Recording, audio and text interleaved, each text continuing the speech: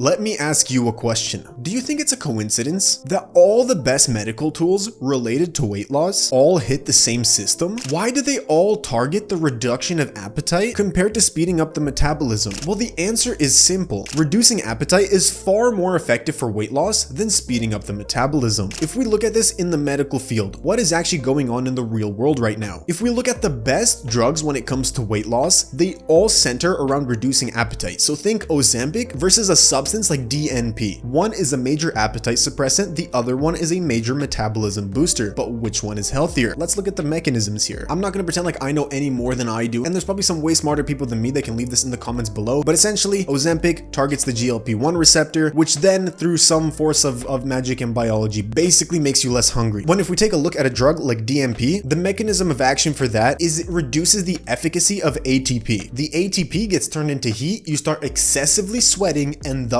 you boost your metabolic rate. So which one on paper sounds like the healthier variant? Do you want one that reduces your appetite and you simply eat less and have very minimal side effects? Or do you want to use a drug where you can, in theory, eat more, but you're always in a state of hyperthermia, extremely hot, excessive sweating? I think by basic logic, like I would not want to be sweating as I'm sleeping. I wouldn't want to be feeling tired all the time. And if you just take a look at this from like a big perspective, you're reducing the efficacy of ATP within your cells. That definitely has to impact you in some other aspects far from just losing weight and like excessive sweating. And for that reason, that drug was banned a very long time ago, but some bodybuilders still tend to use it. I don't know why. There's so many better things, but that's that. The biggest misunderstanding when it comes to metabolism is that fat people have a slow metabolic rate. They don't. The bigger you are, the faster your metabolism is. The more weight you have on your body, the more energy you require to sustain your body. Now, there are natural ways to speed up your metabolism, which don't have as many negative side effects, like putting on muscle, doing some exercise, but even muscle wise, if you put on too much, that's harmful for you. Because once again, if you speed up your metabolism way too much, then it is going to have some drastic downsides, which we will cover later. But back on topic, skinnier people have slower metabolisms. People in shape have slower metabolisms than someone who's extremely obese. They require less energy to sustain that body compared to someone who's absurdly overweight. So don't get it twisted and don't blame your metabolism for not losing weight. Because a lot of overweight people say, and me myself included when I was overweight, I used to tell myself my metabolism is just slow. It's like I was just the unlucky pick of God. I can't burn as much fat as all my skinnier friends, where at the end of the day, it's like my metabolism was faster than anyone else's in the room, and simply I was just eating too much junk food. So don't let this superstition get to your head. Lastly, let's cover the dangers of a fast metabolic rate. So if you have a fast metabolism, it would actually be harder for you to gain muscle size. Along with this, you would have increased hunger because you require more energy to sustain your body. You can put stress on your organs. Overall, you will be more fatigued. You can be prone to overheating. And at the end of the day, if you put all of these together, this all culminates into a shorter lifespan. So if you ever heard the notion of overweight people living shorter, this is exactly why, because their metabolic rate is faster than someone who is,